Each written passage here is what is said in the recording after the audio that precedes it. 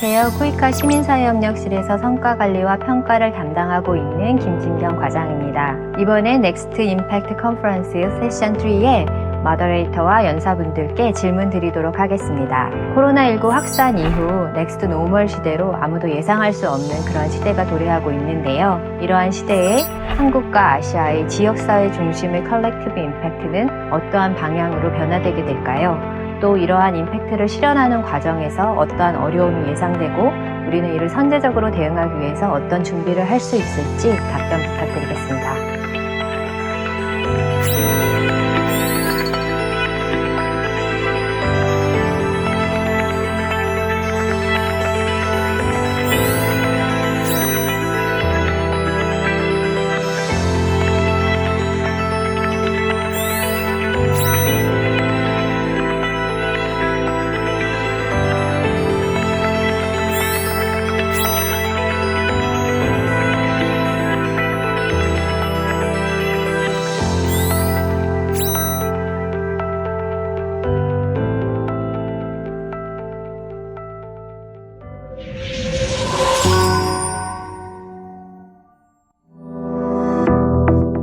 안녕하십니까.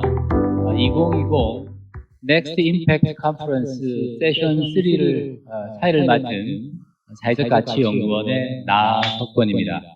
개인적으로 이런 좋은 자리에 참석하게 된 점 개인적으로 너무나 영광스럽게 생각합니다. 이 자리를 함께하고 계신 다른 분들도 각자 소개를 먼저 드리면서 시작하도록 하겠습니다. 안녕하세요. 저는 마이크로소프트에서 아시아 태평양 지역 사회공헌을 총괄하고 있는 배진이라고 합니다. 만나 뵙게 돼서 반갑습니다. 네, 안녕하세요. 농협중앙회에서 지역사회공헌 업무를 담당하고 있는 박재민 국장입니다. 반갑습니다. 네, 안녕하세요. 저는 CJ 대한통운에서 CSV 활동을 진행하고 있는 윤한득이라고 합니다. 반갑습니다. 또 마지막으로 멀리 필리핀에서 이 토론에 참석해 주고 계신 분이 계십니다. 소개 부탁드리겠습니다.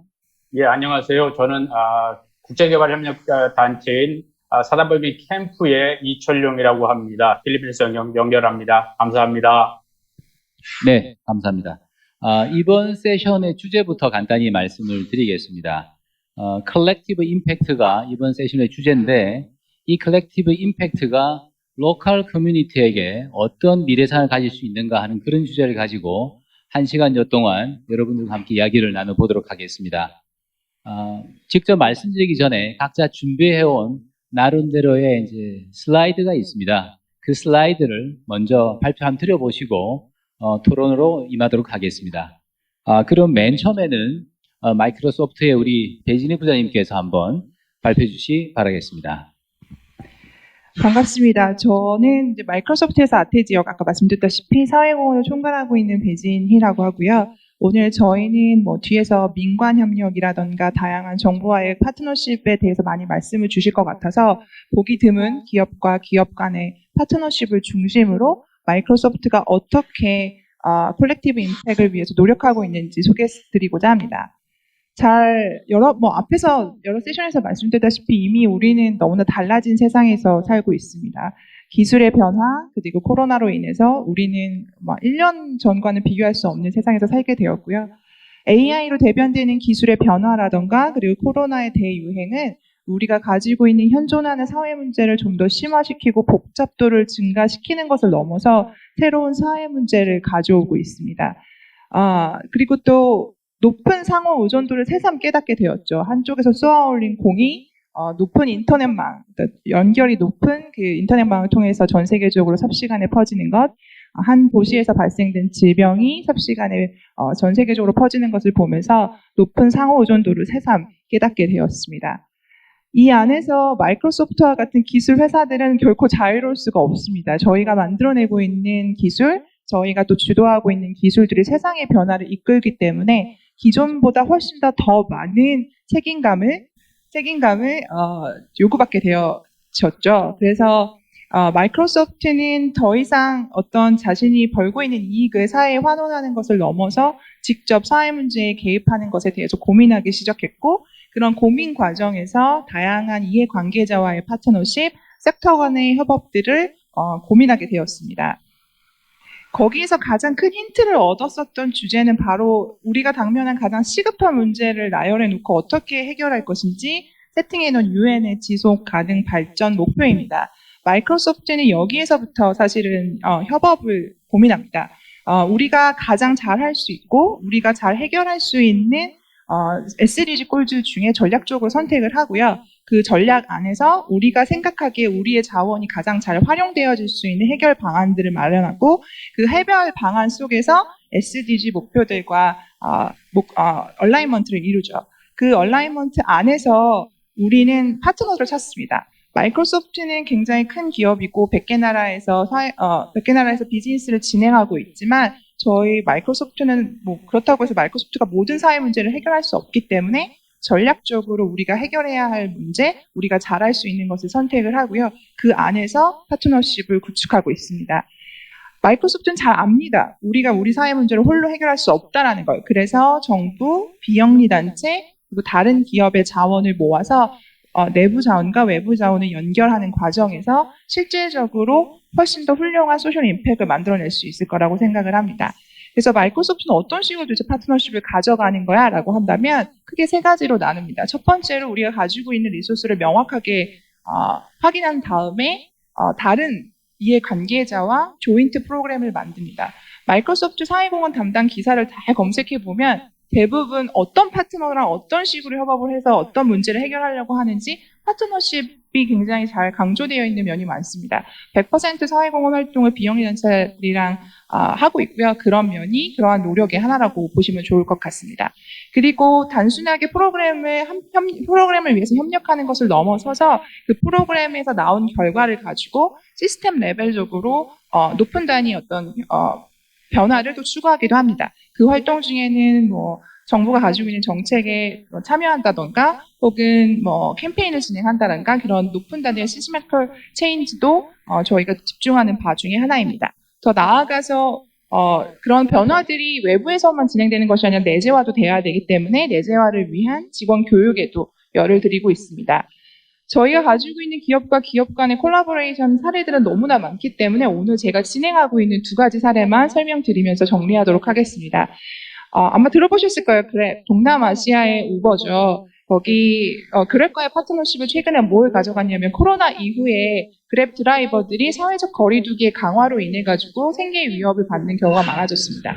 단순히 코로나 때문이 아니라 인공지능이나 기술의 발전으로 인해서 뭐 앞으로 곧 나올 거라고 얘기되어지는 자율주행 자동차로 인해 아마 머지않은 미래의 고용에 대한 위기를 겪게 될 겁니다. 그렇기 때문에 그랩과 마이크로소프트는 그랩 드라이버들을 위한 아카데미를 설립을 하고 아주 기초적인 디지털 역량 교육에서부터 커리어 개발을 위한 다양한 좀 더 높은 단위의 프로그램도 지금 제공을 하고 있습니다. 그래서 그랩 드라이버들이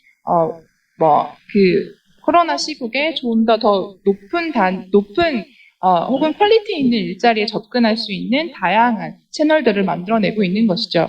한국에서는 시티은행과의 협업을 하고 있습니다. 시티은행과 마이크로소프트 둘 다 특성화 고등학교 대상으로 진행했었던 프로그램을 가지고 있었는데요.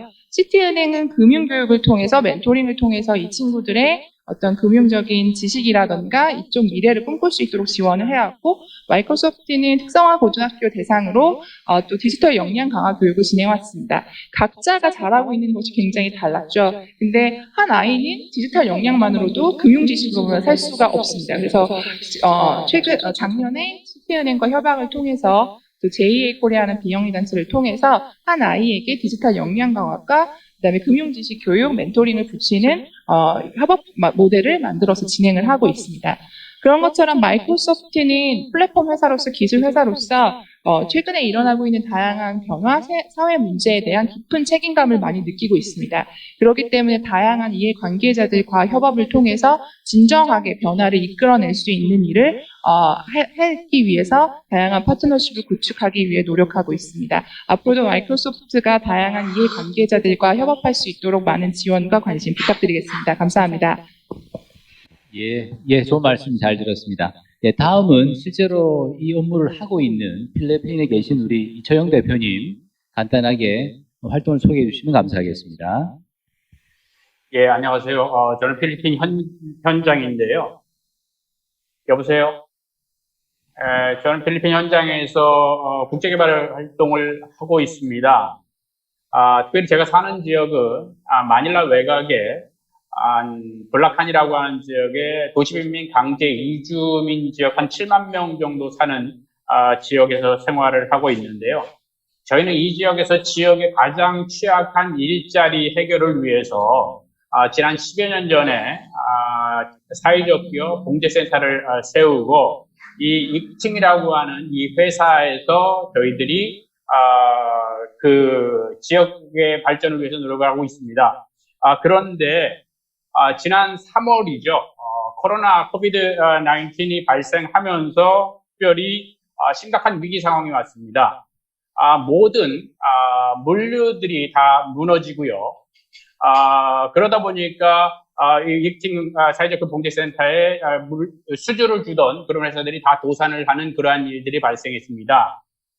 뿐만 아니라 필리핀 정부가 의료적인 취약성들 때문에 강력한 도심 통제를 했습니다. 모든 마을에 검문소가 세워지고 군인과 경찰이 검문을 하고 모든 가정에서 어디를 나가려고 하면 신분증을 발급을 받아서 식료품을 사는 그 정도의 외출만 허용되는 그런 상황이었습니다.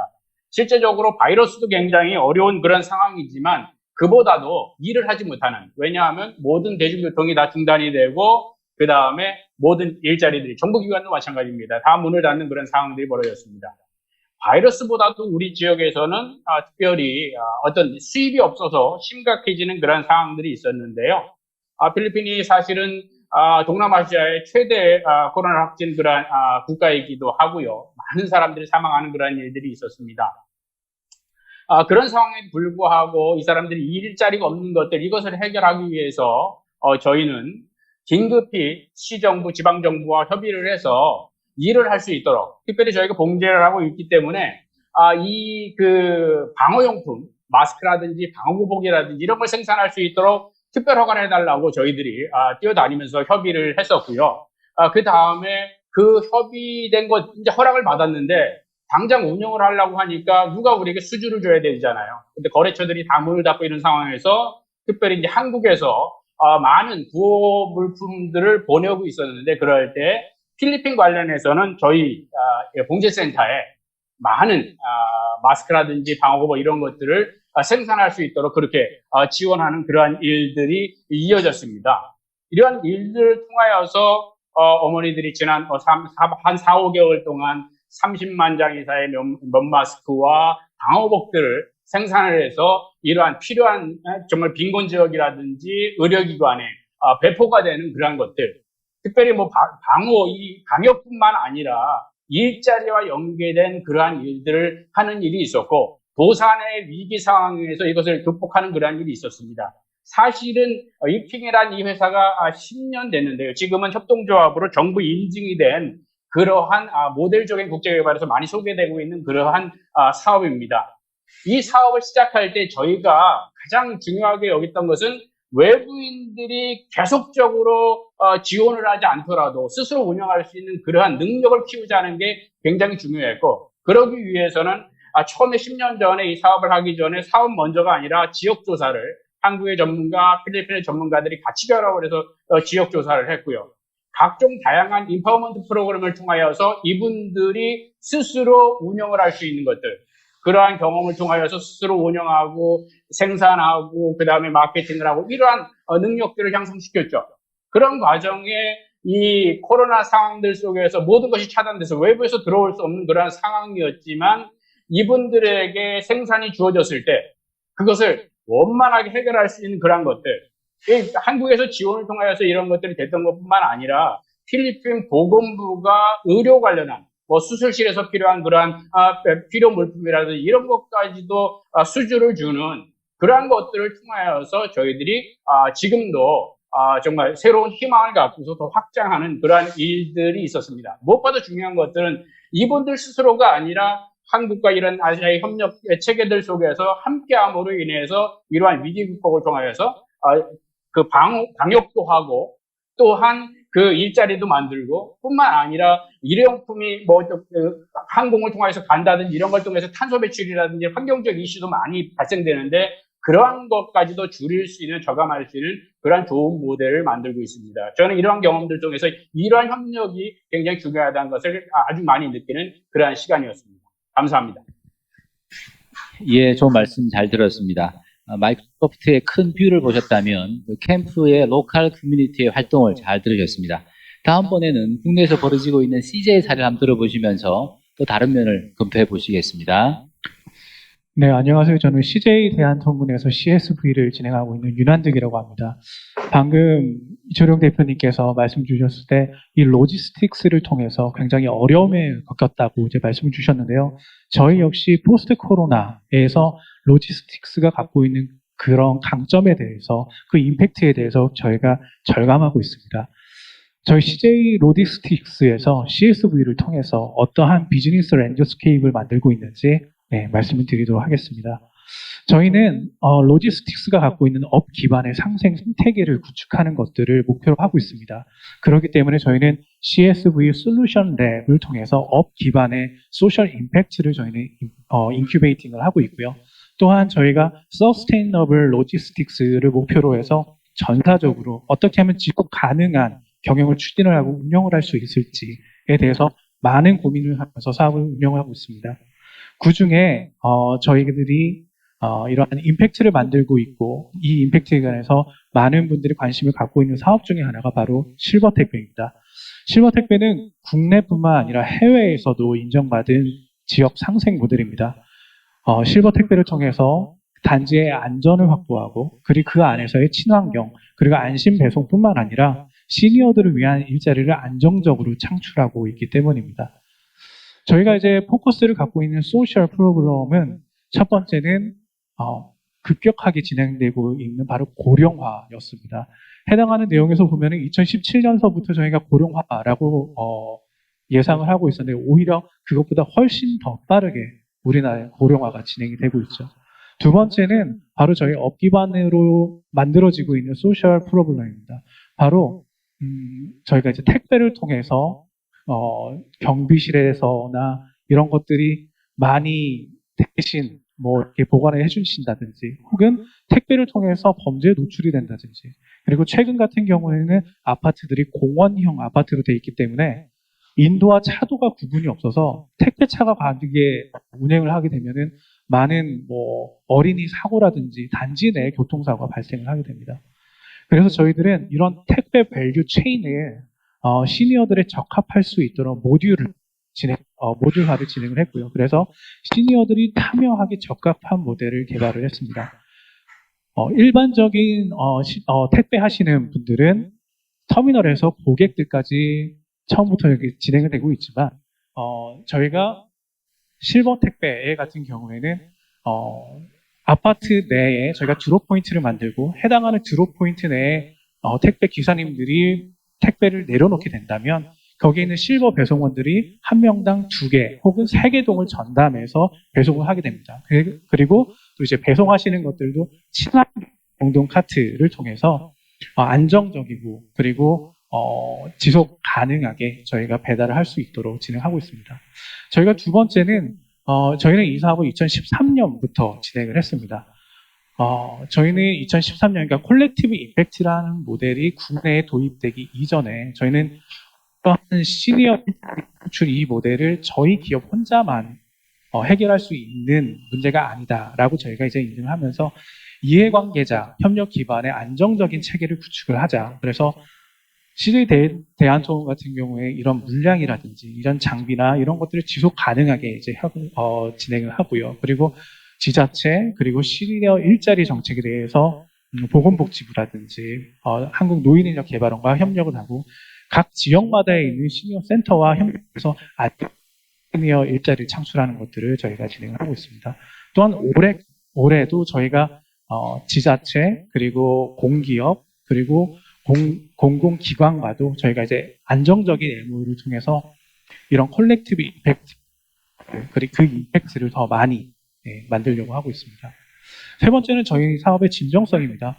저희는 2013년부터 현재까지 한 8년에 걸쳐서 이 사업들을 안정적으로 저희가 개선하고 진화, 발전시키고 있는 가운데 있습니다. 그렇기 때문에 저희는 CJ 나눔 천학인 사업 보급을 기반으로 해서 인구의 고령화, 그리고 고령자의 빈곤 문제, 택배를 통해서 만들어진 사회 문제를 개발을 하고요. 이를 통해서 저희가 업 기반으로 상생의 생태계를 만들고자 합니다. 저희 이러한 실버 택배의 노력에 저희는 이제 포춘지에서도 Change of the World 50개 기업에서도 이제 선정이 되었고요. 그곳에서 CJ 그룹에서 있는 시니어 실버 택배에 대해서도 소개를 해 주셨습니다. 그리고 유엔에서도 지속 가능한 이니셔티브 우수 사례로 선정이 되었습니다. 저희는 이제 이러한 기반 그리고 현재까지 저희가 진화 발전시키고 있는 모델을 통해서 국내뿐만 아니라 태국, 말레이시아, 싱가포르 같은 글로벌 실버 택배를 도입을 하고자 합니다. 또한 시니어 분들만 참여하는 것이 아니라 장애인, 경력 단절 여성과 함께 할 수 있도록 저희가 참여자를 확대를 할 예정이 있고요. 그리고 저희가 택배업을 기반으로 해서 공유 모빌리티랑 혹은 이제 다양한 풀피먼트 서비스를 기반으로 해서 취약계층들이 참여할 수 있는 모델을 계속 지속 발굴하고 강화시키고자 합니다. 사실 제가 오늘 나온 이유 중에 한 가지이기도 한데요. 저희는 이제 실버 택배 외에도 필환경 시대를 맞이해서 그린 로지스틱스로서의 방향성을 저희는 더 강화하고자 합니다. 올해 저희가 유엔에 있는 GRP, 그러니까 프로젝트를 저감하는 이제 등급에서도 물류 기업 최초로 저희가 우수 등급을 획득을 했었고요. 그리고 글로벌 지속가능 기업으로 100위에 있는 기업으로 선정이 됐습니다. 저는 이것을 바탕으로 해서 그린 로지스틱스로서 글로벌 경쟁력을 강화하고자 했고요. 이 사업조차도 저희 혼자 할 수는 없는 모델입니다. 그렇기 때문에 다양한 파트너들과 파트너십을 구축을 하면서 보다 안정적인 임팩트를 함께 만들어 가고자 합니다. 네, 감사합니다. 예, CJ 말씀 잘 들었고요. 이제는 농협의 우리 박재민 국장님 말씀, 농협의 사례를 한번 듣도록 하겠습니다.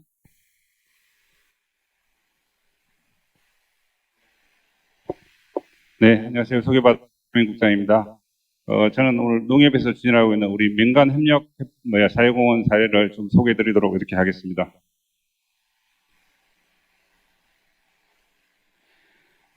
우선 좀 협동조합이라는 게 좀 일반인들에게 생소할 수 있을 것 같아가지고요. 그 협동조합에 대해서 잠깐 소개를 좀 드리겠습니다. 여기도 나와 있지만은 협동조합은 경제적 약자들이 상부 상조를 통해 가지고 생활이나 사업을 개선하기 위해서 만들어진 그런 조직입니다. 전 세계적으로 조합원 수가 조합 수가 한 3억 개 정도 되고요. 그 다음에 조합원도 한 10억 정도 이렇게 되는 거대한 조직입니다. 그 중에 농업협동조합은 농민들이 상부 상조를 위해서 만든 조직이고요. 주로 지역사회를 기반으로 하는 협동조직체이면서 농업 농촌을 지원하는 이런 사업들을 다양하게 펼치고 있고요. 이와 아울러서 지역사회 사회공헌 활동도 다양하게 이렇게 펼치고 있는 상황입니다.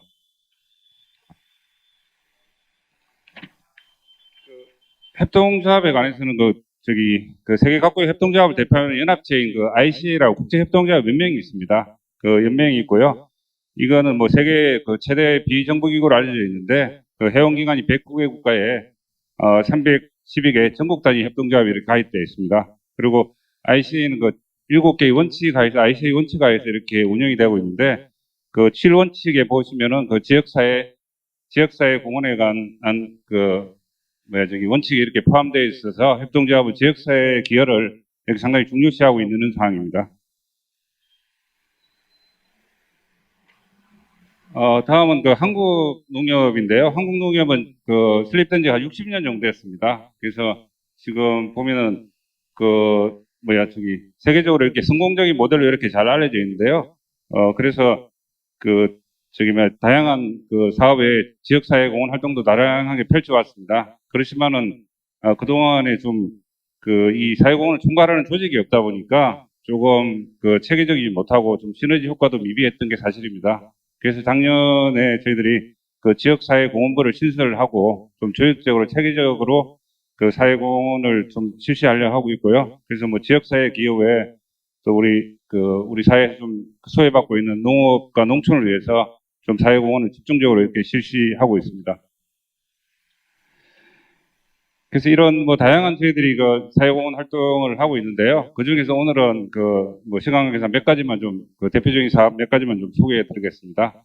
그 먼저 농업인 행복버스 사업입니다. 그 뭐 잘 아시겠지만 한국 농촌 같은 경우는 도서라든지 오지 등에는 그 복지 접근성이 이렇게 열악해 가지고 조금 그 애로들이 그 농업인들이 많은 애로를 겪고 있습니다. 그래서 그걸 해소하기 위해서 농촌으로 찾아가는 의료 복지 서비스를 위해서 이 사업을 시작하게 되었고요. 이 사업은 그 정부와 농협이 그 협업해서 이렇게 실시하고 있습니다. 그래서 처음에는 의료 지원 사업에서 시작됐는데 지금은 좀 다양한 이렇게 서비스로 이렇게 그 점점 확대해 나가고 있는 상황입니다. 그 보니까 여담이지만은 우리 저기 농업인 행복버스라는 타이틀을 보시고 그 농촌 농업인들에게 뭐 버스를 이렇게 갖다 주는 이런 사업으로 생각하시는 분들도 좀 있더라고요. 그건 아니고 저희들이 그 버스에 그 의료진이라든지 의료 장비를 싣고 농촌으로 찾아가서 서비스를 하는 이런 개념이라고 이해하시면 될 것 같습니다. 그 사진에 쭉 이제 서비스하는 장면들을 보시겠고요. 우선 기본적으로 하는 서비스들이 이제 의료 지원 사업입니다. 뭐 농촌에 일하시는 분들이 아무래도 지금 세대들은 기계화가 되기 전에 농촌에서 일을 하시던 분들이기 때문에 그 허리라든지 뭐 다리 같은 게 많이 아프시고 이런 경우가 많습니다. 이렇게 좀 그 어려운 자세로 일을 하시다 보니까요. 그래서 기본적으로 그 병원 의료진들이 가서 진료해드리고 그 적절한 처방도 해드리는 이런 서비스를 기본으로 하고요. 두 번째는 그 장수사진 촬영인데 장수사진이라는 게 이제 우리 좀 정확한 표현은 영정사진을 말합니다. 그 한국에서는 뭐 좀 약간 속설 같은 게 있는데 그 영정사진을 찍어두면 오래 사신다는 이런 속설이 있습니다. 그래서 그 장수사진을 찍어드리는데 뭐 농촌에 일하시고 이런 분들이 보면 꾸미고 이렇게 이런 거에 자기 익숙지 않기 때문에 저희들이 미용 하시는 분들 이런 봉사자들을 같이 가서 좀 아름답게 이렇게 해서 이렇게 사진도 찍어드리고 오래 간직할 수 있도록 이렇게 해드리는 서비스도 하고 있고요. 또 보시면 그 시골에 계시는 어르신들이 그 눈 건강이 되게 안 좋습니다. 노안이라든지 뭐 백내장 이런 게 있기 때문에 이런 분들에 대해서 또 검안도 하고 적석에서 돋보기도 맞춰드리는 이런 서비스를 다양한 서비스를 하고 있습니다. 그 외에 또 저희들이 그 이런 기본 서비스 외에 그 농촌 같은 경우는 아무래도 그 문화시설이라든지 이런 게 없기 때문에 뭐 그 문화 공연이라든지 이런 걸 접할 기회가 없습니다. 그래서 저희들이 가수라든지 예술단을 섭외해가지고 농촌에 가서 직접 또 이렇게 공연도 해드리고 이렇게 하고 있고요. 또 뭐 법률 관련해서 이렇게 많이 농촌이 소외되기 때문에 그 변호사 같은 분들하고 같이 가서 무료 법률 상담 등도 해드리고 있습니다. 참고로 그 작년 한 해 동안 한 4만 5천 명 정도의 농업인들이 이 혜택을 받았습니다. 다음은 두 번째 사례로 그 올해 코로나19 대응 관련인데요. 코로나19 대응해가지고 농촌 일손 지원 사업을 우리 저기 한국사회복지위원회 협회와 같이 했습니다. 요거는 올해 같은 경우는 뭐 코로나19를 해놔가지고 그 외국인 근로자들이 들어오지 않음으로써 그 농촌의 일손 부족이 상당히 심각한 문제가 대두됐습니다. 참고로 뭐 한국 농촌 같은 경우는 고령화도 많이 되고 산업화 때문에 농촌에서 그 많은 젊은이들이 떠났기 때문에 일할 수 있는 인력이 상당히 부족한 게 현실입니다. 그래서 그 매년 한 10,000명 정도의 외국인 근로자들이 농촌에 그 부족한 일자리를 메꾸고 있는 상황입니다. 그래서 올해 같은 경우는 저희들이 그 외국인들이 못 들어오는 빈자리를 어떻게 메꿀까 고민하다가 생각해낸 게 이 사업입니다. 그래서 당초에는 독자적으로 이렇게 이제 추진하려고 했었는데 아무래도 전문기관과 협업하면은 더 효과가 있을 것 같아가지고 저희들이 국민과 함께하는 농촌 봉사활동이라는 타이틀을 달고요. 그 사회공헌 전문기관이 오늘 이 주최기관이기도 하죠. 한국사회복지협회와 같이 협력해서 이렇게 추진하게 되었고요. 그 일반 국민이 참여하는 개인 채널, 그 다음에 그 회사나 기업들, 단체들이 참여하는 단체 채널 이렇게 두 채널을 통해 가지고 그 농촌 일손 문제를 많이 해결한 사례입니다. 그래서 한국복지협회와 그 농협이 역할을 나눠가지고요. 한국복지협회는 아무래도 기업들이나 단체들이 많이 그 가입되어 있기 때문에 기업이라든지 단체 사회공헌 담당자들에게 좀 사회적 책임 이행을 위해서 저희 사회공헌 활동을 농촌 봉사활동을 좀 해줬으면 좋겠다 이런 권장을 많이 했었고요. 저희 농협에서는 봉사활동을 할 수 있는 농촌의 수요처 그리고 그 농가 기업체 연계하면서 봉사 장비하고 물품들도 이렇게 지원한 그런 역할을 하였습니다.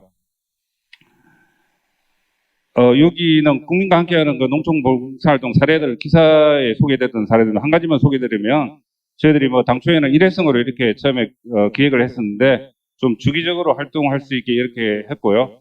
그다음에 또 월별로 또 이렇게 테마가 있는 봉사활동들을 이렇게 좀 기획을 하였습니다. 그래서 6월 달에 저희들 호국보훈의 달이죠. 한국에서는 호국보훈의 달을 맞아가지고 우리 그 한국사회복지협의회 직원들과 함께 그 한국에 있는 보훈 농가들을 찾아가가지고 유선 돕기를 하고 이렇게 했던 사례들입니다. 다음 사례들은 그 자료로 이렇게 참고를 해주시고요. 좀 마지막으로 좀 저희들 이제 향후 계획을 좀 간단히 소개해드리도록 하겠습니다. 저희들도 오늘 뭐 여러 가지 주제가 되고 있는 집합적 영향력 극대화를 위해서 여러 가지 노력들을 하려고 하는데요. 아무래도 저희들이 올해 이제 경험을 바탕으로 해가지고 저희 독자적으로 하는 것보다는 사회공헌 전문기관과 이렇게 협업하는 게 어떻겠냐는 이런 이제 생각을 갖고요. 좀 상호 보완적인 전문성을 부여한 사회공헌기관과 협력을 강화하고 좀 봉사라든지 사회공헌 활동도 체계적으로 주기적으로 이렇게 실시함으로써 봉사에 그 참여하는 사람뿐만 아니고 혜택을 보는 분들도 같이 수혜자들도 같이 혜택을 누릴 수 있도록 이렇게 함으로써 지속적으로 이렇게 될 수 있는 선순환 구조를 만드는 게 저희들의 목표입니다. 앞으로도 열심히 이렇게 노력하도록 하겠습니다. 경청해 주셔서 감사합니다. 예, 감사합니다. 예, 벌써 하시고 싶은 말씀들이 많으셔서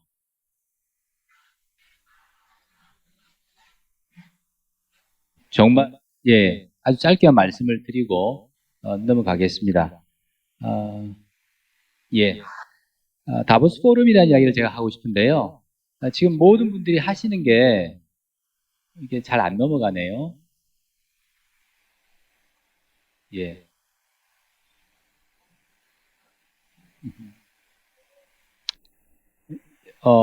예. 다보스 포럼이 올해 1월 달에 다보스 매니페스토라는 걸 발표를 했습니다. 그때 키워드가 스테이크홀더라는 거고요. 내용만 간단히 말씀을 드리겠습니다. 이게 보시게 되면 다보스 매니페스토라는 게 거의 50년 전에 한번 나왔었고 두 번째로 올해 또 한번 나온 게 있습니다. 근데 큰 차이점을 보시게 되면 예, 여기인데요. 왼쪽과 오른쪽이 이제 한 50년 차이가 있었는데 오른쪽 하단부에 보시면 박스가 있죠. 컴퍼니에 대한 정의를 해놓고 있죠. 회사라고 하는 것은 돈을 벌기 위한 경제적 단체 그 이상이라고 정의를 하면서 그 성과를 측정해야 된다고 말을 하고 있습니다. 그래서 MS가 했던, CJ가 했던, 농협이 했던, 또 더 캠프가 했던 모든 것들을 숫자로 담아야만 이 사회가 알게 되고 그로 인해서 이런 선한 영향력이 더 커질 것이다 라는 것을 이제 말씀을 하신 바가 있습니다. 이런 취지에 따라서 저희 이제 CSES는 사회적가치연구원에서는 소셜 프로그레스 크레딧이라고 그래서 사회적 기업들이 만든 사회 성과를 다 측정을 해서 그 다음에 캐시 인센티브를 주고 있다고 하는 그 프로그램을 이제 운영하고 있습니다. 200여 개가 넘는 사회적 기업을 대상으로 하고 있고요. 이렇게 4가지로 측정을 하고요. 다 화폐화로 측정을 합니다. 그렇게 해서 5년간 지급을 했는데 왼쪽에 보시면 200개 기업들이 5년간 쌓았던 성과가 돈으로 따지면 14억이 된다, 14억 불이 된다는 이야기고요. 예, 1.4억 불이 된다는 이야기고 저희 CSES가 사회적 기업에 준 캐시 인센티브 금액이 2,800만 불에 달한다는 그런 내용이 되겠습니다. 측정으로 인해서 이런 활동이 가능해졌던 것이고 이런 활동에 222개 기업이 포함되어 있을 뿐만 아니라 공기업들도 포함되어 있습니다. 30여 개 공기업들도 저희와 함께 이런 일을 하고 있고 그 다음엔 또 외부적으로도 중국에 있는 사삭이라고 그래서요. 국유자산관리감독위원회의 산하의 7개 중국 공기업들과도 이렇게 사회적 가치를 측정을 하고 있습니다. 임팩트를 측정을 하고 있습니다. 그래서 저희 생각은 사회적 가치, 임팩트는 측정함으로써 이 측정은 작은 변화지만 큰 디퍼런스를 가져올 수 있지 않겠냐라는 생각이 들어서 이 자리를 빌어서 간단히 이제 말씀을 드렸습니다. 자, 제까지 이제 말씀을 드렸음에도 불구하고 시간이 좀 많이 지나서 당초 토론을 이제 해야 되는데 3가지 주제를 이제 말씀을 드렸는데요. 각 주제당 이제 4분이 다 말씀하려고 했습니다만 시간 안배를 위해서 하신 말씀 많이 하셨으니까 질문에 한 2분 정도 말씀을 하고 마지막에 의견을 잘 조합하는 식으로 하겠습니다. 첫 번째 질문은 이런 걸 던져보겠습니다. 컬렉티브 임팩트의 현 주소가 어떤 거냐? 그리고 잘된 사례와 실패 사례가 있다면 어떤 것일까에 대해서 우선 먼저 말씀하셨던 우리 MS의 배부장님과 이철용 대표님께서 짧게 좀 말씀해 주시면 그 다음 가지로 넘어가겠습니다. 한국에서 콜렉티브 임팩은 관심도에 비해서 성숙도는 아직 진행형이고 부족하다고 생각을 합니다. 저희가 가지고 있는 기업과의 사례를 보아도 대부분 외국계 회사인 경우가 많고요. 잘하고 있는 거, MS가 좀 부심을 가지고 있는 것들 중에 하나가 저희 사회공헌 활동에 100%다 사회 비영리 단체와의 파트너십을 기반으로 한다는 것입니다. 그래서 비영리 단체를 통해서 사회공헌을 또 송출하고 있고, 그것은 마이크로소프트는 기술의 전문가이지 사회문제의 전문가가 아니기 때문에 그 문제를 가장 잘 해결할 수 있는 비영리 단체가 이 아젠다를 주도하는 것이 맞다고 생각하고요.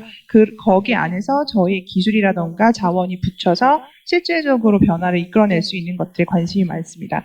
다만 이제 기업들이 사회공헌 활동에 전면에 나서기 시작하면서 사회문제에 적극적으로 개입하기 시작하면서 굉장히 많은 자원을 기반으로 빠르게 전문성을 습득하고 있습니다. 그래서 최근에 제가 가지고 있는 챌린지 중에 하나는 이 어떠한 문제를 해결하기 위해서 전략을 세웠는데 이 문제를 가장 잘 해결할 수 있는, 우리보다 더 잘 해결할 수 있는 비영리 단체를 찾는 것에 굉장히 많은 시간을 투자하고 있고 고민도 굉장히 많고 찾기도 사실 어렵습니다. 그래서 저희가 이제 진정하게 콜렉티브 임팩을 하기 위해서는 각자가 가장 잘할 수 있는 역할들을 명확하게 하고 각자의 전문성을 갖추는 것들이 매우 필요하다라고 생각이 되었습니다. 예, 아주 좋은 말씀을 하셨습니다. 기술 전문가로서의 역할을 극대화하기 위해서 사회문제 전문가가 필요했다는 이야기이신데 바로 다음에 말씀 주실 분이 아마 사회문제 전문가가 아니신가 싶은데요. 이 대표님 말씀 좀 주시죠. 예, 저는 성공적인 그러한 말씀들 많이 주셨는데 사실은 이제 올해는 전혀 우리가 예상하지 않았던 그러한 세계적인 그러한 혼돈의 시간이라고 저는 생각을 합니다. 그런 가운데 국제개발 현장 같은 경우 상당히 정말 다자협력이라든지 이런 부분들, 컬렉티브 임팩트라는 부분들이 중요함에도 불구하고 현주소는 좀 모든 사업들이 다 스탑이 된 상태예요. 사실은 한국의 모든 인력들이 철수를 하게 되고 현지에 남아서 기존의 현지에서 모든 시스템을 운영하던 사람들이 한국의 상당 부분 종속적인 그러한 관계들 속에 있었기 때문에 그러한 위기 상황들 속에서 어떻게 할 것이냐. 그래서 저는 이러한 부분들이 좀 단순히 자본적인 기술적인 그러한 연계뿐만 아니라 현지에서 그런 위기 상황, 어떤 상황을 만났을 때도 그것을 해결할 수 있는 능력들, 이런 것까지 같이 가야 되는 그러한 좀 동등한 밸런스가 좀 맞아야 되지 않는가 하는 그런 생각들을 좀 해봅니다.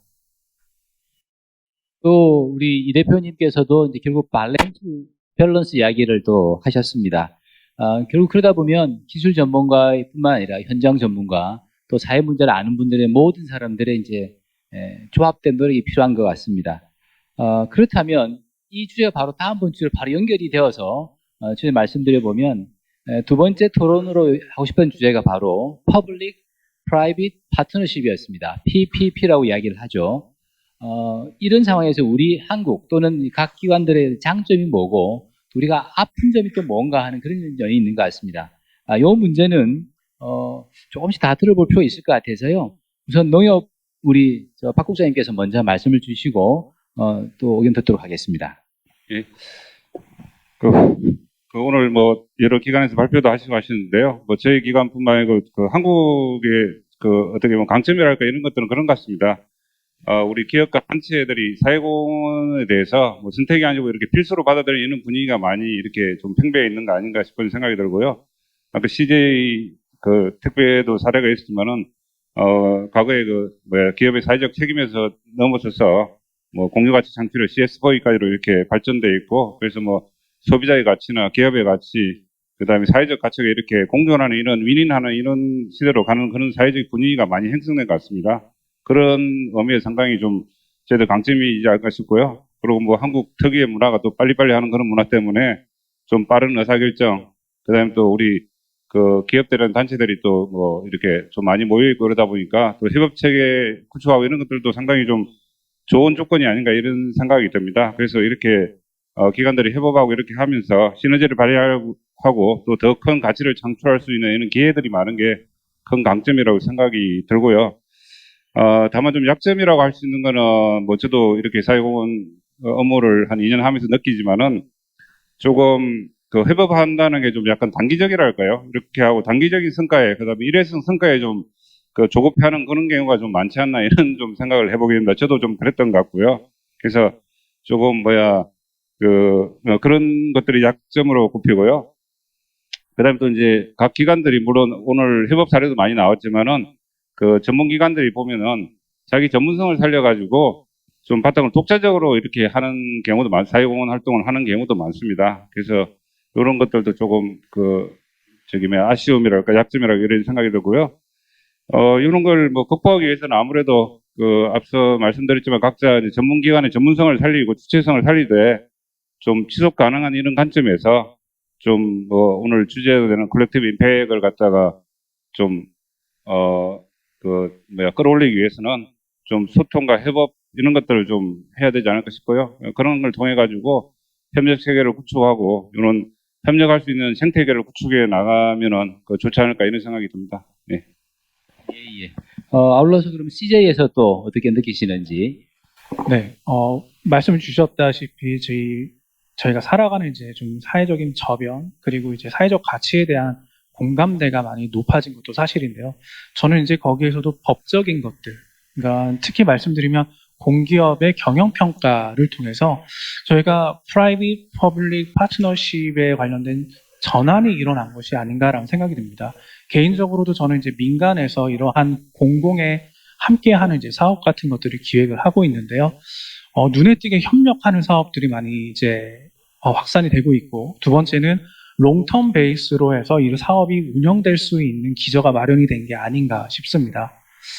그런데요, 이러한 두 개의 강점들, 그러니까 공기업이 추구하고 있는 사회적 가치 구현의 배점이 높아지면서 어떻게 본다면 시장 실패를 공공이 먼저 제안을 하고 민간이 갖고 있는 효율성을 통해서 그러한 시장 실패를 개선하는 굉장히 협력적인 사업들이 많이 일어나고 있는데 그 부분에서도 현장에서의 좀 이렇게 아쉬운 목소리들이 좀 있습니다. 말씀을 주셨듯이 공공의 사업을 이제 운영을 함에 있어서 이제 사업 주체 간의 이니셔티브를 누가 갖고 갈 것인가에 대한 이제 그러한 경쟁도 내부에 좀 있게 되고, 그리고 이제 이러한 파트너십을 통해서 새로운 사업이 안정적으로 운영이 되는 것에 대해서 굉장히 내부적인 우려도 좀 있는 것 같습니다. 예를 들어서 사업을 컬렉티브 임팩트라고 한다면 기존에 있는 사업보다는 새로운 사업들을 민간과 공공이 협력해서 새로운 썸띵을 만들어낼 수 있는 그러한 강점이 있는 이제 모델인 거에 반해서 기존에서 진행되는 안정적인 사업의 연장선상으로 지금 현재 운영되고 있는 컬렉티브 임팩트의 모델들이 보이기는 합니다. 그렇기 때문에 저는 이제 민간의 효율성을 통해서 소셜 임팩트를 만들고자 하는 디자이너의 입장에서 본다면 공공이 시장 실패를 적극적으로 제안을 하고 거기에 대한 것들을 민간의 효율성이 들어와서 보다 효율적이고 또 보다 임팩트 있는 사업들을 계속 만들어가 확산을 해 나갔으면 합니다. 예, 아주 좋은 말씀 주셨습니다. 그러면 또 캠프 우리 필리핀에 계신 이 대표님께 한번 여쭤볼까 하는데요. 퍼블릭 프라이빗 파트너십 이런 측면에서 실제 필리핀에 계시면서 어떻게 느끼시는지 그 말씀 좀 주시죠. 예, 저는 이제 이런 컬렉티브 임팩트를 얘기할 때 상당 부분이 이제 사실은 대표자들 이게 주류라고 하기는 좀 뭐지만 이 사업들을 이끌어가는 사람들의 이러한 협력선에 많이 머무르는 것 같아요. 그런데 사실은 그 사업을 진행할 때 아니면 그 기업을 진행할 때 그 종사자들의 생각이 어떤가, 그 마음들은 굉장히 중요하다고 생각을 합니다. 저희가 이번에 코로나 사태를 맞이하면서 무엇보다도 저희들이 큰 힘을 얻을 수 있었던 것은 종사자들이 이 난국을 헤쳐야 되는 절박함들이 있었고요. 그래서 우리가 주어진 과제들을 해치기 위해서 서로 무엇을 할 것인가에 대한 조직적 사고를 굉장히 많이 했고, 지역사회에서 우리가 어렵지만 우리는 기회를 얻었는데 지역사회에 이것을 어떻게 확산시킬까, 이러한 것까지도 하는 걸 보면서 우리가 단순히 사업으로만 만나는 것들이 아니라 여기 참여하는 단위들 또한 그 사람들이 어떠한 생각으로 키워나갈 수 있는가에 대한 그런 부분들을 굉장히 저희가 최근 들어서 이 코로나 사태 사업을 하고 있으면서 저희들이 그 만족도 조사를 했는데 상당히 이분들이 자기의 인컴이라든지 그거에 집착하는 것보다는 지역사회라든지 그 더 많은 자기들의 책임 부분을 얘기하는 걸 보고서 굉장히 큰 힘도 얻고 위로도 받았는데요. 그러한 부분들을 우리 좀 깊이 살폈으면 하는 그런 생각들을 좀 해봅니다. 감사합니다. 예, 종사자의 마인드셋이 정말 중요하다는 말씀 잘 들었습니다. 또 이 질문에 대한 답변을 우리 배부장님께 여쭤보려고 그랬는데 또 패널분 외에 시청자분이 질문이 들어왔습니다. 그 질문 간단히 한번 읽어드릴 테니까요. 우리 배부장님께서 말씀 한번 주시죠. 코로나 시대에 대면 봉사 활동이 불가능한 상황입니다. 이런 상황에서 사회공헌의 새로운 접근법을 어떻게 고민하고 계신가요? 라고 하는 아주 어려운 질문인데요. 사실 마이크로소프트는 코로나 이전에도 이런 상황을 대비해 왔던 게 사실입니다. 왜냐하면 저희가 제공하고 있는 서비스가 대면 서비스인 경우에 지역적인 한계, 시간적인 한계인데 말씀드렸다시피 마이크로소프트는 전 세계 모든 지역을 가급적이면 커버를 하려고 하다 보니 기술의 힘을 빌려가지고 어떻게 하면 비대면으로 훨씬 더 많은 사람들에게 접근할 수 있을까를 되게 고민해 왔고요. 그게 조금 더 가속화된 것 같습니다. 그래서 일단은 저희가 가지고 있는 교육 컨텐츠와 또 프로그램들은 온라인 플랫폼으로 다 옮긴 지는 꽤 오래됐는데 그게 좀 더 가속화가 돼서 실제적으로 프로그램 하나를 할 때 매니지먼트 시스템까지 이제 구축을 해가지고 진행을 해서 실제적으로 그냥 컨텐츠를 브로드캐스팅 하는 게 아니라 어떤 완료를 측정할 수 있는 어떤 매니지먼트 시스템을 도입을 하고 있고 했고요. 그다음에 이제 봉사활동 측면에서는 당연히 이제 비대면으로 진행돼야 되기 때문에 실시간으로 멘토링을 할 수 있는 저희는 솔루션이 좀 많으니까 그래서 그런 솔루션을 활용해 가지고 접근성이 좀 어려운 그런 곳에 가서 저희가 또 비대면으로 사회공헌을 하고 있습니다. 직원들이 멘토링을 참여한다든가 조언을 준다든가 이런 활동이 약간 국한되어 있는 건 사실입니다. 다만 저희의 새로운 고민은 뭐냐면 이런 커넥티비티조차 없는 곳에 어떻게 도달할 것이냐 그런 거에 대한 고민이 굉장히 많고요. 그러다 보니 아까 PPP로 돌아가면 정부, 그다음에 저희가 가지고 있지 못해서 커넥티비티를 지원할 수 있는 인프라 지원을 할 수 있는 기업, 텔레커뮤니케이션이라든가 이런 회사들이랑 협업을 고민하고 있고 그런 파트너십을 구축해 나가고 있다는 게 저희의 새로운 방향성이라고 보시면 좋을 것 같습니다. 이 준비된 질문이 아닌데도 불구하고 좋은 말씀을 주셨습니다. 조금 이제 랩업을 해보면 우리 농협의 우리 박 국장님께서는 소통과 협업이 제일 중요한 것 같다. 아울러 한국의 빨리빨리 문화가 큰 역할을 좀 한 것 같다고 말씀을 하셨고요. 우리 CJ의 윤 차장님께서는 장기적 시각이 좀 더 필요한데 제가 참 와닿았던 것은 민간의 효율성을 가미하는 그런 디자인 능력이 좀 있었으면 좋겠다는 말씀이 CJ의 택배 프로그램에서 한번 확인된 것 같습니다. 아울러 이제 이철용 대표님의 마인드셋 이야기는 두고두고 좀 새겨될 내용 같습니다. 예, 그러면 이제 또 다음 질문으로 한번 넘어가서 또 이야기를 해보도록 하겠습니다. 미래의 방향성에 대한 이야기를 여쭙고자 합니다. 지역사회에서 컬렉티브 임팩트를 강화해야 되는데 이러고자 하면 우리는 무엇을 준비해야 되고 또 무엇을 극복해야 되고 우리의 역할과 책임이 뭘까 하는 그런 일반적인 질문이 되겠습니다. 우선 답변은 시장 참여자 입장에서 캠프가 먼저 한번 해주시고 그 다음에 인프라 지원 측면에서 농협이 한번 먼저 하면서 차차 의견을 들어보도록 하겠습니다. 이철용 대표님 미래의 방향성에 대해서 의견 주십시오. 저는 위기 상황에 있어서 그거 중심으로 얘기를 하다 보니까 국제개발 현장에서는 어떤 얘기들이 많이 있었냐면 로컬 현지화라는 것들을 얘기를 많이 했습니다. 이 부분은 굉장히 중요한 이슈이긴 합니다. 그러나 저희가 이 코로나 락다운을 맞이하면서 정말 힘들었던 게 뭐냐면 저희 현지 직원들도 출근을 할 수가 없습니다.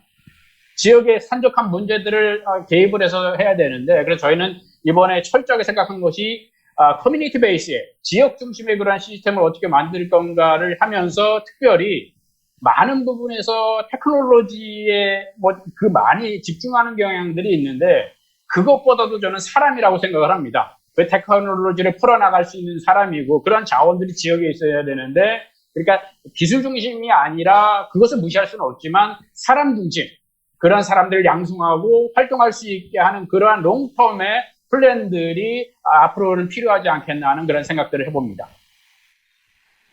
예. 그럼 이제 인프라 측면에서 농협의 우리 박 국장님 추가하실 말씀은요? 예, 저기 오늘 다양한 우리 사례들을 통해 가지고 저희들이 이제 이 사회적인 문제들을 갖다가 혼자 해결할 수 없다는 건 인식은 공유한 것 같습니다. 그런 걸 바탕으로 해가지고 좀 상호 보완적인 협업 관계를 계속 발전시키는 방향으로 가야 되지 않을까 이런 생각을 하게 되고요. 그리고 앞서 말씀드린 대로 좀 단기적인 해결보다는 좀 단기적인 안목을 갖고 접근을 할 필요가 있을 것 같다는 생각이 들고요. 그리고 잠깐 언급했지만은 이렇게 한 분야에서 이렇게 문제 해결을 거치지 않고 또 다른 문제 해결도 할 수 있는 확장성을 가질 수 있는 이런 사업들도 좀 단기적으로 저희들이 좀 준비를 해야 되지 않을까 싶습니다.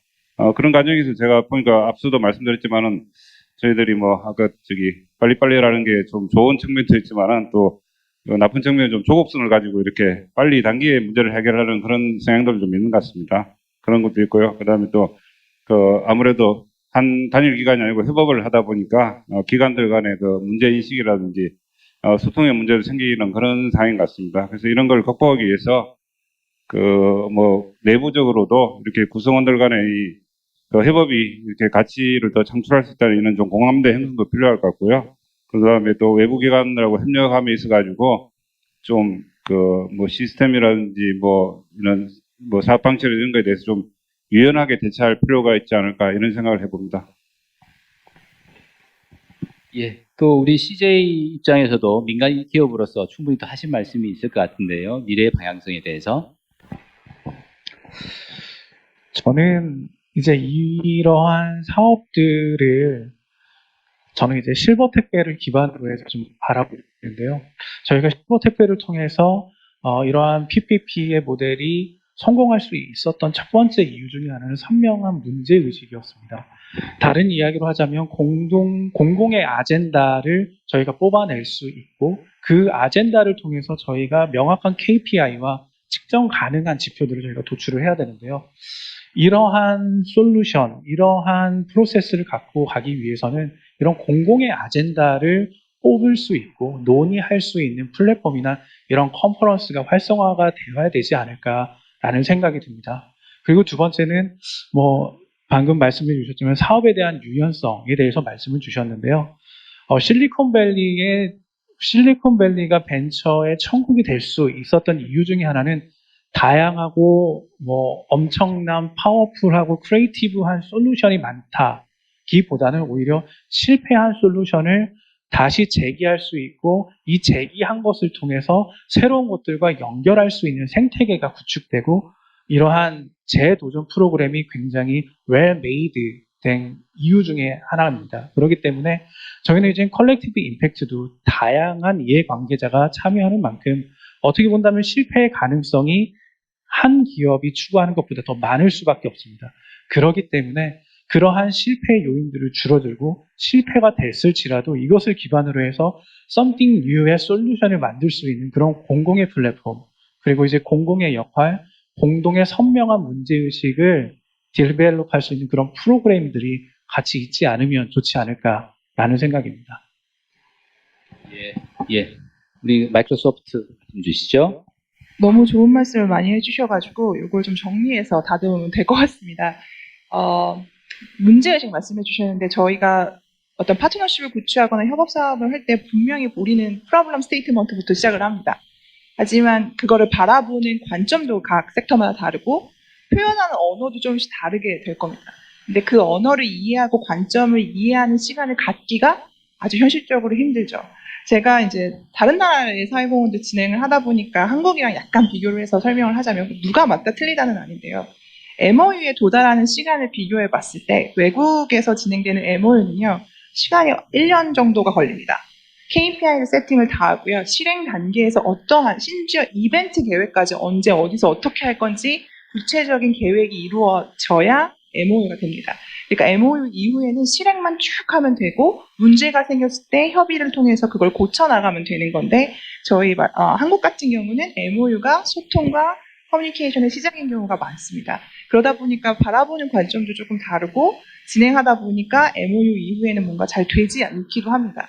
그래서 우리가 프로그램 스테이트먼트를 놓고 시작을 했을 때 우리는 모두 다 이 사회 문제를 해결하기 위해서 모인 사람들일 겁니다. 그럼 우리가 뭘 고민을 해야 되고 어떤 방향으로 나아가야 할지 이미 알지만 서로에 대한 이해, 서로의 자원에 대한 분명한 커미먼트 이런 것들이 동반이 되어야지만 해결이 되는 거기 때문에 그러고 나서 파트너십을 구축하는 노력, 이해하려는 노력, 소통하려는 노력, 또 구체화된 아이템들을 가져오려는 노력들이 매우 필요하다고 저는 생각을 합니다.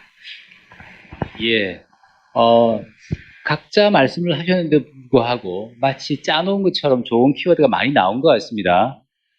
조금 제가 말씀을 좀 빨리 좀 진행해달라고 했더니 오히려 시간이 남았습니다. 그래서 다시 한번 나오신 말들 좀 정리를 해서 조금 더 한번 이제 의견을 나눠보도록 하겠습니다. 우리 이철영 대표님께서는 현지화 말씀 참 많이 하시면서 사람에 대한 이야기를 많이 하셨습니다. 사람의 마인드 얘기하셨고요. 첫 번째가 사람인 것 같습니다.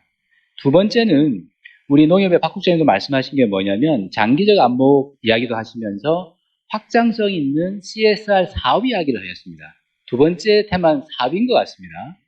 세 번째 테마는 우리 이제 윤 차장님 말씀이신데 공동의 플랫폼, 그래서 컨퍼런스 이야기를 하시면서 공공의 문제의식, 퍼블릭의 문제의식 말씀을 하셨습니다. 그리고 마지막에 우리 배 부장님께서는 시스템 이야기를 하셨죠. 다른 나라와 우리나라와의 차이, MOU가 우리는 시작이지만 딴 나라는 끝이더라 하는 말씀이 있습니다. 그래서 다시 한번 말씀드려보면 우리의 컬렉티브 임팩트를 위해서 네 가지 점. 첫 번째 사람, 그럼 두 번째 사업은 어떻게 될 것인가. 그럼 세 번째 공공의 문제의식은 또 어떻게 했으면 좋겠다. 네 번째 우리의 시스템상에서 뭘 붙였으면 좋을까 하는 것들을 편하게 조금 시간 여유가 있으니까요. 자기가 말씀을 아는 부분에 대해서 말씀을 주십시오. 저기 우리 멀리 있는 우리 윤 차장님부터 먼저 말씀을 해주시죠. 오히려 저희보다 굉장히 정리를 잘 해주셔서 지금 이 상황에서 어떻게 말씀드리면 더 좋을까 이제 그런 생각을 하고 있는데요.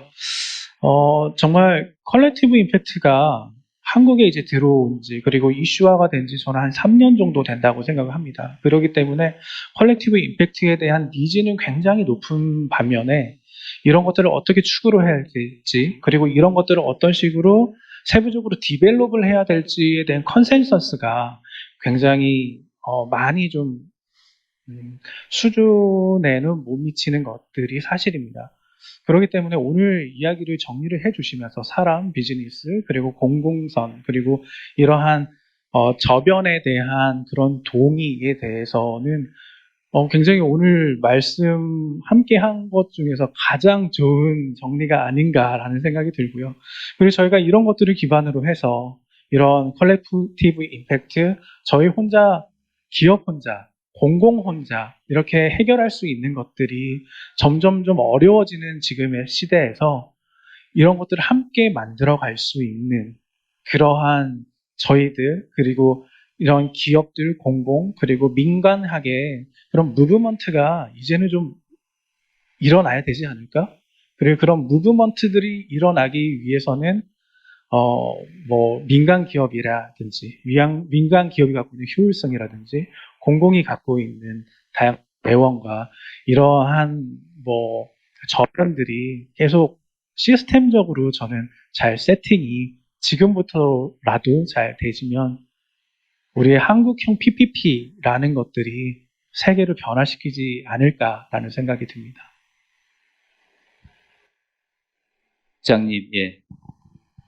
저도 원장님께서 오늘 키워드를 잘 정리해 주셔가지고 키워드를 생각하면서 오늘 또 여러 사례를 들으면서 좀 이렇게 저희들이 협업이라든지 협력에 대해서 이야기를 하다 보면 좀 새로운 기회가 이렇게 조금 많이 창출되지 않을까 이런 생각을 해보게 되거든요. 그래서 계속된 이야기지만은 저는 이런 협력을 통해 가지고 독립적으로 이렇게 업무를 수행했을 때 얻을 수 있는 것보다 좀 이렇게 협업함으로써 무궁무진한 공유 가치를 이렇게 창출할 수 있지 않을까 이런 생각을 해보게 되고요. 그다음에 이렇게 이제 이런 협력을 통해 가지고 좀 개별 기관의 이제 변화도 유도하면서 또 사회 전체적으로 상호 협력이라든지 그 상호 존중하는 이런 문화도 이렇게 만들 수 있지 않을까 이런 생각을 해보게 됩니다. 그래서 뭐 제가 좀 그 앞서도 말씀드린 대로 이런 좀 협력이라든지 협업을 통해 가지고 좀 더 큰 그 콜렉티브 임팩트를 창출하는 선순환 구조가 되지 않을까 싶고요. 이런 저희들의 작은 노력들이 그 뭐 조그만 사회적 문제 해결을 넘어서 사회적 그 변화도 유도할 수 있지 않을까 하는 좀 희망을 보게 되는 그런 정도로 좀 말씀드리겠습니다. 그 제가 제일 좀 이렇게 어그레시브하게 좀 얘기하자면 사람 일단 사람은 사회공헌 담당자가 가장 갖춰야 될 고민해야 되는 지점 중에 하나가 로컬의 니즈를 듣지 않으면 이 사업은 실패입니다. 그러니까 다른 어떤 지역사회의 니즈를 명확하게 파악해서 사람들의 욕구를 듣는 것 이런 노력이 분명 필요한 것 같고요. 동시에 이제 비영리 단체들도 기업을 조금 이해해 주셨으면 좋겠습니다. 정부도 마찬가지고요. 제안서가 왔을 때 아이들이 웃고 있는 사진 너무 아름답습니다. 하지만 이걸 저희가 내부적으로 그대로 사용할 수는 없습니다. 그래서 기업들이 좀 원하는 언어, 좀 추구하는 방향들을 조금 많이 이해해 주시고 그렇게 소통해 주셨으면 좀 도움이 많이 될 것 같습니다. 아까 말씀드렸듯이 사업은 참 어렵습니다. 그런데 저희가 한동안 사회공헌 사업을 기업에서 바라보았을 때 차별성을 가지는 것에 굉장히 집착을 했었던 적이 있었던 것 같습니다. 근데 지금에 있어서 차별성이라는 거는 공동의 아젠다를 위해서 노력하는 모습이 사실은 차별화가 될 수 있는 포인트들이 아닐까 싶어서 사업을 나만의 사업, 내 거 이런 거보다는 조금 더 오픈된 마인드로 협업 사업들을 좀 더 고민해 볼 수 있었으면 좋겠습니다. 그리고 나서 프로블럼 스테이트먼트 이미 문제인식은 저희 주변에 너무 많습니다. 우리가 공동으로 고민하고 있는 것들은 많아요. 그거를 쉐어하고 공유할 수 있는 플랫폼들이 분명 필요합니다. 소통이 필요하고요. 모일 수 있는 자리가 필요합니다. 마지막으로 시스템은 정부에 좀 많이 요청하고 싶은 부분 중에 하나입니다. 도대체 뭘로 측정을 할 거고 이 사회적인 성과가 이루어졌을 때 어떤 식으로 우리가 평가를 받고 또 평가를 할 수 있는지에 대한 공동의 지표 개발 같은 것들이 매우 필요하다고 생각이 되어집니다. 마이크로소프트의 사례를 하나 시스템적으로 들여다보면 저희는 사회공헌 활동을 할 때 일단은 뭐 정기적으로 비영리 단체들이랑 정부랑 미팅을 하는 건 당연하고요. 레포팅을 받을 때 시스템을 사용을 합니다. 전 세계적으로 통일되어 있는 시스템을 통해서 리포팅을 주고받기 때문에 데이터가 누적이 되고요. 그게 다음의 사업, 다다음의 사업의 어떤 밑거름이 되어줍니다. 데이터가 모일 수 있고 어떤 가치를 어떠한 중심을 가지고 이거를 지표를 만들어서 측정을 하느냐에 따라서 굉장한 데이터가 되기도 하기 때문에 그러한 노력들이 매우 필요하다고 저는 생각이 되어집니다. 예. 그러면 또 여기 필리핀의 우리 이 대표님, 예, 말씀 한번 주시겠습니까? 저는 이제 아무래도 국제개발 현장에 있다 보니까 뭐 어떤 이 다양한 영역의 그런 일을 하게 되는데요. 특별히 이제 한국이 가진 장점들이 굉장히 많습니다. 특별히 이제 기업 같은 경우 정말 기술력이라든지 이런 부분들이 굉장히 많이 도움도 받고 같이 협력을 할 때 이제 성과들도 많이 나타나는데요. 사실은 앞에서도 얘기했지만 이 속도라는 부분들이 많이 다르거든요. 그런 상태에서 사업을 진행할 때 그게 정말 성공하려고 하면 성공했다고 한다고 하면 좀 뿌리가 내려서 그 협력이 느슨해져도 시스템이 돌아가는 그런 것들이 돼야 되는데 그것을 좀 기다리지 못하는 그런 경우도 참 많이 있는 것 같아요. 실제적으로 좀 긴 호흡을 가지고 그런 협력 연대를 한다고 하면 정말 우리가 바라는 그런 사회적 변혁을 함께 이루어 나가는 그런 좋은 모델을 만들어 갈 수 있을 것 같습니다. 예. 조급해하지 말고 천천히 긴 호흡을 했으면 좋겠다는 그런 말씀까지 마무리 주셨습니다. 이 와중에 또 정말 의미 있는 질문이 하나 들어왔습니다. 이건 그냥 넘어가려고 그랬는데 안 할 수가 없어서. 자, 지금은 우리 앉아 계신 모든 분들이 이 CSR 사업을 한다라는 기버의 입장에서 이야기를 하셨어요. 질문이 바로 뭐냐면요. 컬렉티브 임팩트 사업을 추진할 때 정말 중요한 것은 수혜를 받는 사람의 참여와 니즈 파악이 중요하다고 생각합니다. 받는 사람이 이야기를 하는 거죠. 이 사업 수혜자들을 어떻게 하면 참여시키고 그들의 니즈를 어떻게 파악할 수 있을까를 혹시 고민해 보셨는지 그 방안이 뭘까요? 하는 그런 내용입니다. 다른 이야기 있죠? 예. 네, 저부터 이렇게 갈까요? 네. 저희는 포커스 그룹 인터뷰를 합니다. 두 가지를 합니다. 보통 사업을 시작하거나 전략을 바꿀 때 사업을 시작할 때는 포커스 그룹 인터뷰를 통해 가지고 스테이크홀더들을 모아놓고 의견을 청취하는 기간을 반드시 갖습니다. 전략을 바꿀 때는 큰 돈을 들여서 리서치를 합니다. 도대체 당면하고 있는 사회 문제가 뭐고 이게 가장 어떤 식으로 어떤 지역에서 어떤 문제들이 생겨나고 있는지 가장 좋은 해결 방안들이 뭐가 있었고 실패 사례는 뭔지 큰 돈을 들여서 리서치를 하거든요. 그래서 저희도 로컬의 니즈 말씀 주신 것처럼 수혜자의 입장을 반영하기 위해서 노력하지만 여전히 부족한 건 사실입니다. 그래서 저희가 이제 비영리 단체 파트너십을 자꾸 얘기하는데 저희는 비영리 단체에서 이런 역할을 굉장히 해주실 수 있을 거라고 믿습니다. 그래서 비영리 단체들이 기업에게 이 문제에 있어서 수혜자의 입장이 어떤지 정확하게 딜리버리하고 기업은 그걸 좀 경청했으면 좋겠다는 생각을 많이 합니다. 우리 또 하실 말씀, 예. 예, 저는 마이크가 되나요? 앞서 제가 PPT에 소개해드린 내용 중에 농민 행복버스가 있지 않습니까? 그 사례를 가지고 잠깐 좀 말씀드리겠습니다. 뭐냐면은, 저희들이 뭐 사업이라든지 사회공헌 활동을 할 때 보면은, 모르겠습니다. 저만 느끼는지 모르겠지만 약간 좀 그런 경향이 있습니다. 공급자들이 그 필요한 것들을 하는 그런 경향이 좀 많이 있습니다. 사실은 그 수요자들이 필요한 걸 해야 되는데, 공급자들이 필요한 것들을 이렇게 하는 경우가 많아가지고, 저희들 농업인 행복버스 같은 경우 사업이 이제 예를 들자면은, 저희들이 이제 농촌에서 가장 필요한 게 뭘까? 그렇게 해서 접근을 했던 거거든요. 그래서 저희들 농업인들이 뭐 병원도 접근성 떨어지고 문화복지에 소외되고 이런 것들 때문에 필요한 것들을 찾아서 이렇게 서비스를 하고 하다 보니까 당초에는 저희 농협 자체적으로 했었는데 정부에서도 좋은 사업으로 인식을 해 주셔가지고 이렇게 같이 협업을 하게 되고 이랬던 사례입니다. 그래서 무엇보다 저는 말씀드리고 싶은 게 현장의 목소리를 듣고 좀 수요자들이 필요한 이런 사회공헌을 좀 설계하고 실행하고 이런 것들이 필요 같고요. 그런 과정에서 아까 말씀드린 우리 정부라든지 기업이라든지 또 사회공헌 단체라든지 이렇게 협업해서 이렇게 진행하면은 더 효과적이지 않을까 이런 말씀드리겠습니다. 네, CJ 대한통운이 갖고 있는 그러니까 물류, 저희는 업 기반의 상생 생태계를 만드는 거에 굉장히 포커스 많이 하고 있는데요.